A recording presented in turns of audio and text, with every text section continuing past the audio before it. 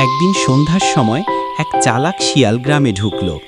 তার পেট খালি আর চোখে শুধু খাবারের খোঁজ।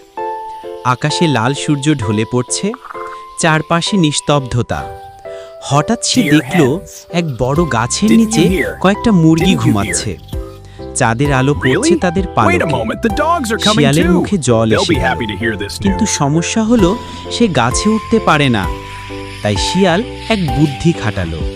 সে নিচ থেকে মিষ্টি গলায় বলল, ওহে মুরগিরা, তোমরা কি শুনেছ? আজ রাজা ঘোষণা দিয়েছে শিয়াল আর মুরগি এখন বন্ধু। এক জ্ঞানী মুরগি চোখ মেলে তাকালো। সত্যি নাকি? একটু দাঁড়াও, কুকুরেরাও আসছে, ওরাও খবরটা শুনবে। শিয়াল কুকুরের নাম শুনেই আটকে উঠল। চোখ বড় বড় করে এক মুহূর্ত না ভেবে সোজা জঙ্গলের দিকে দৌড় দিল। মুরগিরা হাসতে হাসতে বলল, বুদ্ধি থাকলে দুর্বলরাও শক্তিশালীদের হারাতে পারে। মনে রাখো, মিথ্যা আর ফাঁকি দিয়ে কেউ বেশি দিন টিকতে পারে না।